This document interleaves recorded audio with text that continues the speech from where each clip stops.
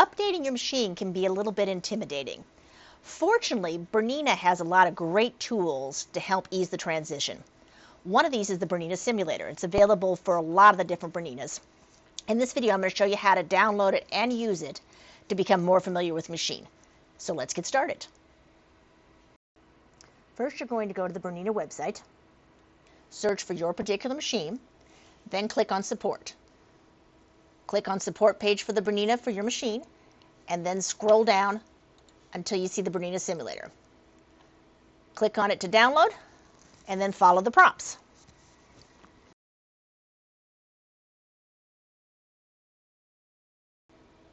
For some reason, Windows 11 will occasionally pop up this black error screen. Don't worry about it. Just close the web browser, minimize the black screen, and then click on the Bernina icon on your desktop, and you're ready to go.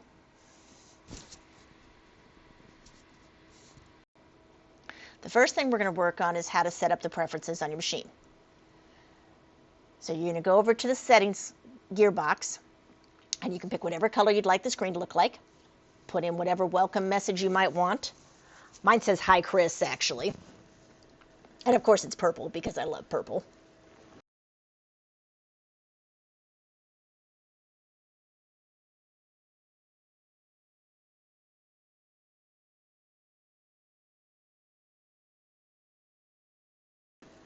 Then click the green checkbox so that you save any changes you might have made.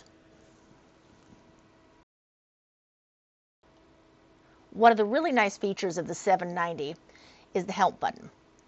So anytime you're not sure what something is, click the question mark first, and then click whatever it is you're confused about. And it's going to pop up this nice little message that explains to you everything that it does and what it's used for.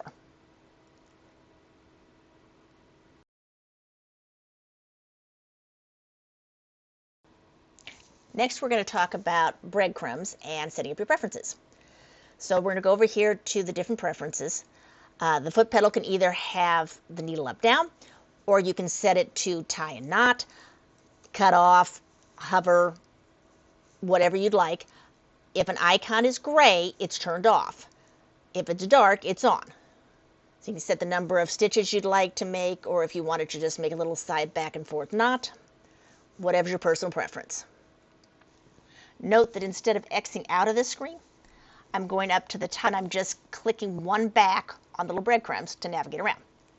This is another place where you can set how high you want your foot to go up and down, how you want it to cut, what kind of knots you want it to tie. If you want it to do just a straight backtrack, or if you actually want it to accurately backtrack a pattern, this can be really useful with some decorative stitches. Again, using the breadcrumb to backtrack.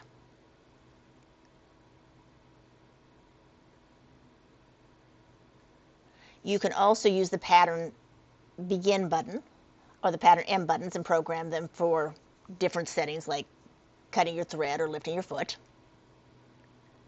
And of course, whether you want the foot to hover when you put the needle down.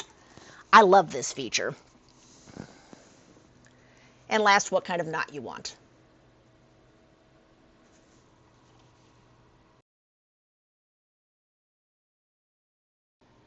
Another feature I love on this machine is the tutorials. You can click on the tutorial button and find out things like how to thread the machine, what do you need to do for maintenance, even how to use the Creative Consultant, which is a feature we'll talk about here in just a minute.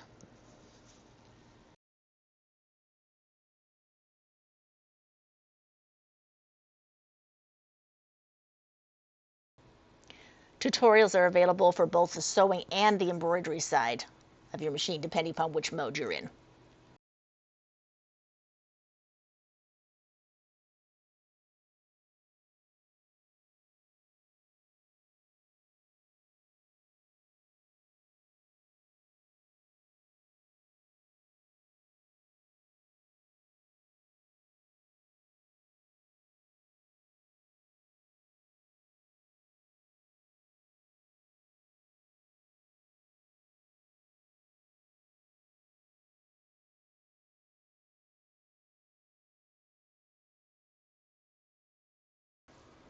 Up next is the Creative Consultant. This is a great tool whether you're a beginner or an advanced sewist. You can click on here depending upon the type of fabric you're using.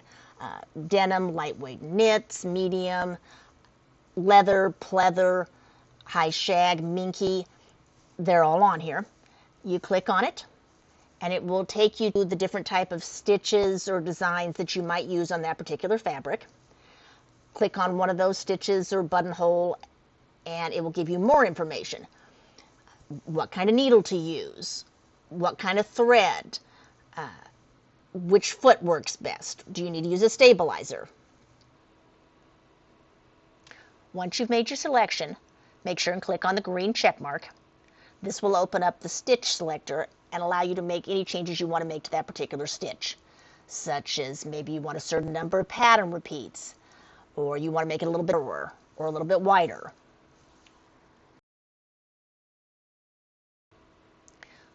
When you want to find a particular stitch, if you click on the little caret to the left-hand side, it will make it actually expand the stitching box so you can see more at once. Or you can click on the little search button and just type in the number of the stitch you want. The different icons on the side will take you to different types of fancy stitches, buttonholes, and even your stitch memory, which I'll cover in a later video. Next up is the eye menu. This is where you're going to make any changes you want to your stitches. This is where you can add a certain number of patterns. You can make it flip left to right or horizontally or vertically. You can change how the pattern starts if you want to save it to your stitch memory. Anything that's yellow has been selected. If it does not show up as light gray, it's not an option for that particular stitch. You can tell you've made changes to these stitches because the little eye button will have a yellow circle around it. All you have to do to undo the changes, just click on those boxes. When the eye turns back to gray, they're back to the factory settings. The last thing I'm going to talk about is the built-in failsafe. If you ever click on the wrong foot or needle or plate, it's going to give you this red icon, and it's not going to let you sew. It's going to put a big red X across the screen. This is a really nice feature because it takes a lot of the fear out of possibly messing up one of these machines. So what you want to look for is make sure that you have little green check marks for things. Anything that's got a yellow is acceptable to use with whatever that stitch is. If it does not have a yellow star by it, it is not one that you want to select. Okay. See how those ones just stay gray? And if I check on ones with the yellow star, I get a nice little green check mark. You want a little green check mark by everything that you're using. This guarantees that you will not accidentally do something that hurts your machine. Then, of course, make sure that you remember to actually change said foot on both the machine or the plate on the machine and not just on the screen. Hope you enjoyed this tutorial.